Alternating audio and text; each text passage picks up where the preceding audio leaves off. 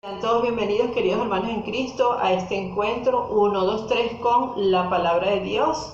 Hoy, día domingo 6 de noviembre de 2022, nos colocamos en la presencia del que todo lo puede, en el nombre del Padre, del Hijo y del Espíritu Santo. Amén. En el nombre de Cristo Jesús sellamos nuestras mentes, cuerpos, alma, espíritu, sentidos, potencias, virtudes y voluntad. Sellamos nuestro pasado, presente y futuro, sellamos a nuestros hijos, familiares, seres queridos, a nuestras mascotas, a nuestros bienes materiales y financieros y los medios de comunicación que vamos a utilizar para compartir como hermanos en Cristo la palabra de Dios. Sangre de Cristo, protégenos. Ave María Purísima, sin pecado concebida. Ven Espíritu Santo, ven Espíritu de Dios, ven Espíritu de luz. En el nombre del Padre, del Hijo y del Espíritu Santo. Amén. Hoy tenemos una primera lectura tomada del segundo libro de los Macabeos, una segunda lectura tomada de la segunda carta de San Pablo a los Tesalonicenses. Del Santo Evangelio según San Lucas. En aquel tiempo se acercaron a Jesús algunos saduceos. Como los saduceos niegan la resurrección de los muertos, le preguntaron: Maestro, Moisés nos dejó escrito que si alguno tiene un hermano casado que muere sin haber tenido hijos, se case con la viuda para dar descendencia a su hermano. Una vez 7 hermanos, el mayor de los cuales se casó y murió sin dejar hijos. El segundo, el tercero y los demás hasta el séptimo tomaron por esposa a la viuda y todos murieron sin dejar sucesión.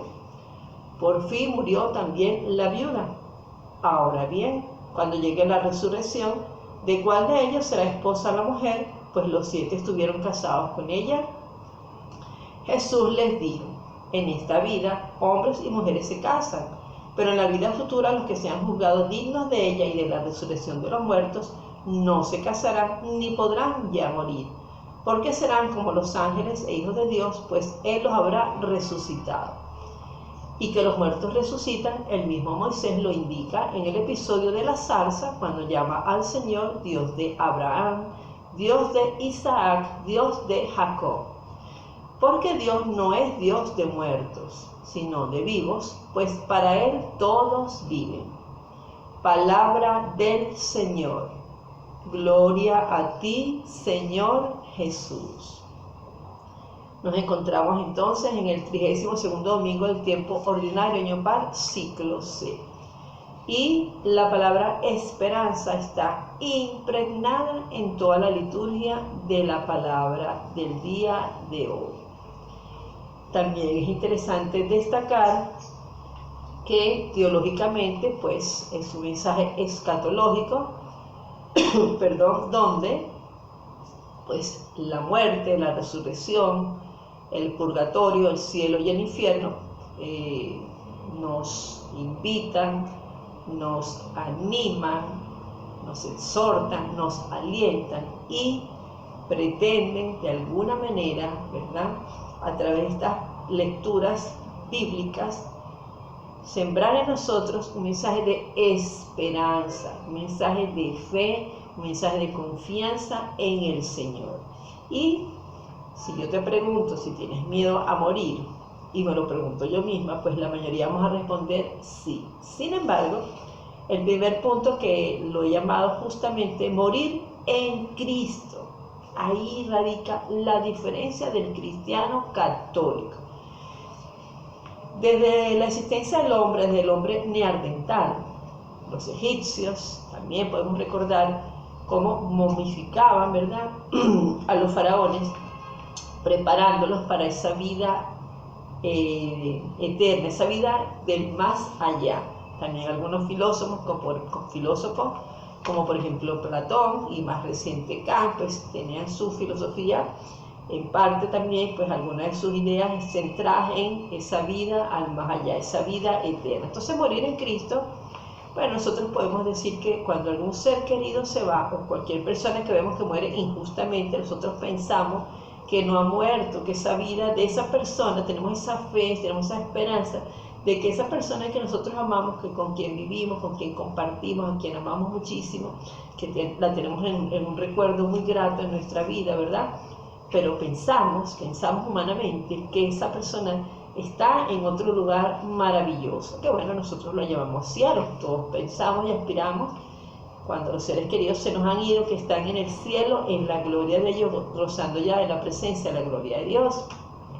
Entonces pensamos en la eternidad. Y esto de la vida eterna, esto de los ángeles, la resurrección de los muertos, no es, digamos que no formó parte del Antiguo Testamento, sino a través de este segundo libro de los Macabeos, esta lectura que hacemos el día de hoy, pues que a través de ellos comienza esta, vamos a decir, esta costumbre, esta tradición de orar por los difuntos, orar por los seres queridos y o por personas, ¿verdad?, a las cuales el Señor nos inspira a orar por ellas, por su vida eterna, por la salvación de sus almas.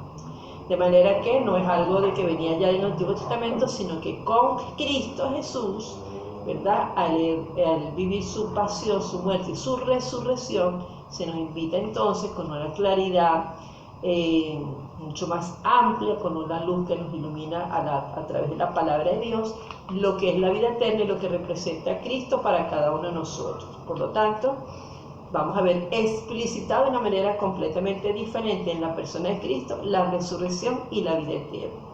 El segundo punto, que lo hago como una pregunta, es el siguiente: ¿cómo canalizar nuestras dudas y miedos?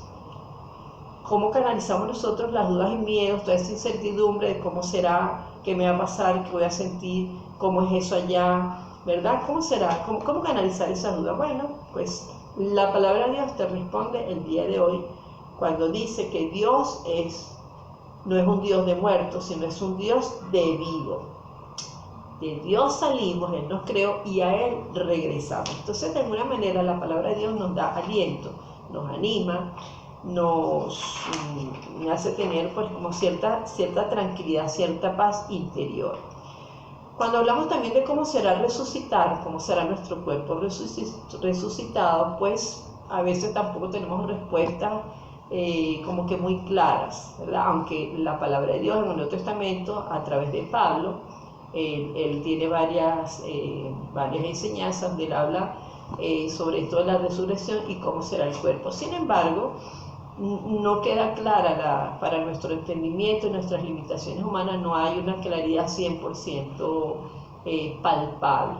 Hay un cardenal que cuando oraba decía lo siguiente, que me pareció interesante y lo quiero compartir contigo en relación a este punto: que mis creencias, Señor, soporten mis dudas. Bueno, que las creencias de nosotros que creemos en ese Cristo que resucitó, ¿verdad?, y que está con nosotros, que está sentado a la derecha del Padre, bueno, que todas esas creencias soporten cualquier duda que se nos pueda presentar. Y también es interesante destacar en la palabra de Dios, en la lectura del Santo Evangelio según San Lucas, cuando hablan de los saduceos. Bueno, recordemos que era una secta en la época de Jesús y los saduceos no creían ni en los ángeles ni en la resurrección. Entonces pretenden, con esa pregunta de esa mujer que quedó viuda y se fue casando con el hermano del que era su esposo, y así sucesivamente hasta llegar a 7. Bueno, y el Señor les dice claramente, permíteme un momento, le dice que en esta vida los hombres y mujeres se casan, pero en la vida futura los que sean juzgados dignos de ella y de la resurrección de los muertos no se casarán, ni podrán ya morir, porque serán como los ángeles e hijos de Dios. Entonces, lo dice bien claro que en esa vida no hay, no ocurre o no se da el matrimonio. Y otro punto interesante que quiero compartir contigo es que en la antigüedad, en la ley en el judaísmo, existía una ley que se llama la ley del levirato, y por eso cuando una mujer quedaba viuda, para que no quedara desprotegida, pues era permitido que se casara con el pariente más cercano al que había sido su cónyuge. Eso se conoce como la ley de levirato, y por eso lo vemos en el texto como ellos pretenden pues tender una trampa a Jesús haciéndole esa pregunta. Y el tercer punto que quiero compartir contigo es que vivir una vida digna, es decir, esa persona que murió, tú no vas a poder hacerle justicia, no le vas a poder hacer justicia humana. Esa persona va a tener que confrontar una vida futura a través de un juicio, ¿verdad? Por eso Jesús dice aquí claramente que serán juzgados dignos de ella y de la resurrección de los muertos. Serán juzgados dignos de ella y de la resurrección de los muertos. Sí habrá un juicio, ¿verdad?, que será ante el Señor. Sin embargo, vivir esa vida digna en este mundo, pues, va a permitir que el que siga a Cristo, el que sea firme en sus creencias, pues va a tener una gran probabilidad de irse al cielo y gozar de esa vida eterna. Por lo tanto, bueno, se nos invita a confiar en Dios, de que estamos hechos para la vida ininterrumpidamente, es decir, esta vida es la continuación, la vida eterna, perdón, es la continuación de esta vida terrena, siempre y cuando estemos sumergidos en Dios, ¿verdad? Que de hecho lo estamos cuando nos iniciamos como hijos de Dios a través del sacramento del bautismo. Ahí ya estamos sumergidos en el amor de Dios y va a depender de cada uno de nosotros mantenernos, pues, en esa unión con el Señor para gozar de esa vida eterna. Por lo tanto, de ti dependerá, ¿verdad? De tu decisión dependerá el día de hoy, como yo he llamado, esta historia continuará.